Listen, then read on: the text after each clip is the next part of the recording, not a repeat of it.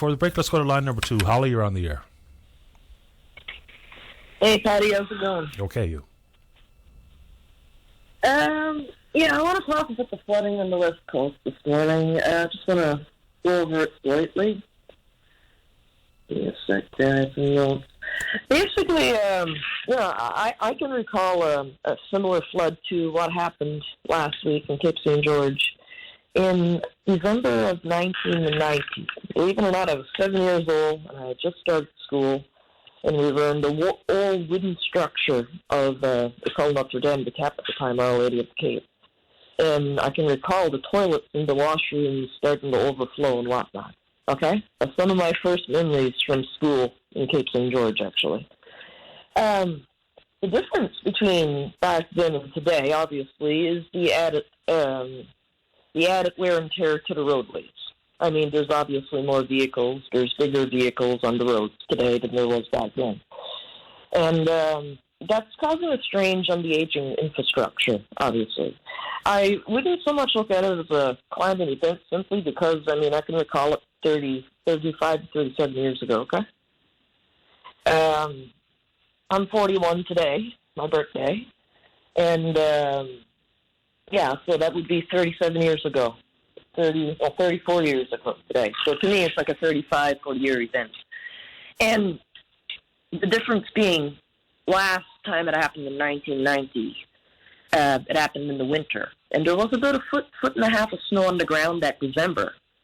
And it melted off. And it caused the same effect that you've seen up towards the end of the Cape when all the rocks came across the road from just like a washout area. And Patty, I don't know if you're familiar with the terms isostatic depression and isostatic rebound. Continue. Well, basically, that's like ice age terms, like when the ice melts. Basically, when we were under the ice cap, the isostatic depression pushed the land down.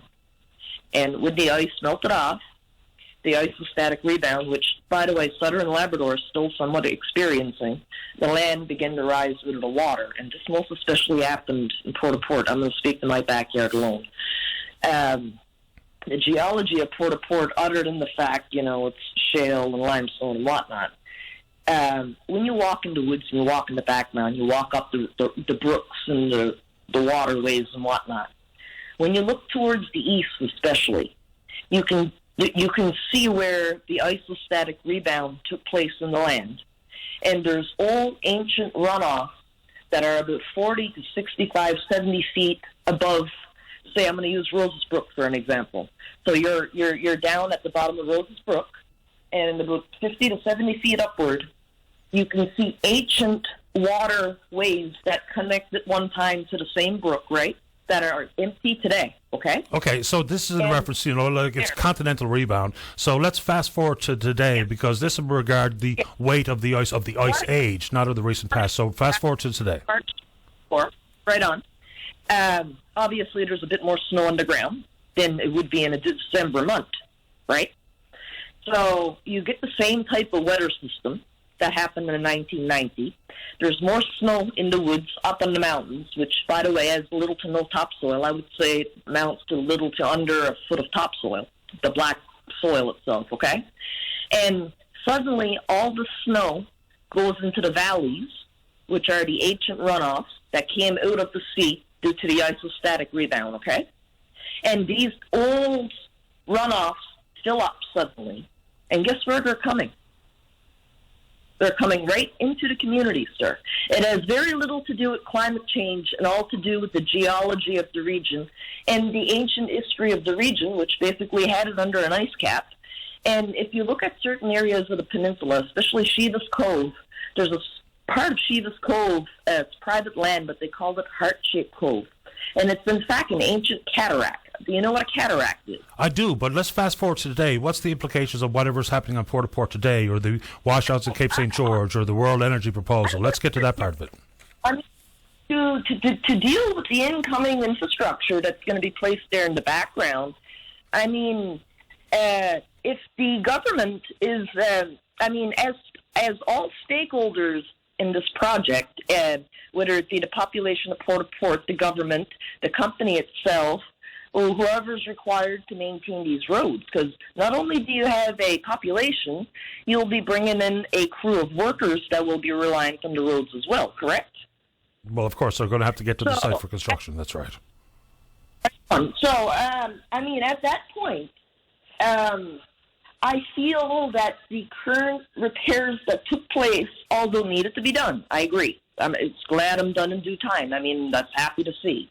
However, I truly do believe that if Mr. Risley, World Energy, GH2 are true stakeholders with the people of the Port-au-Port Peninsula, even if there's a slight disagreement there among certain groups, okay?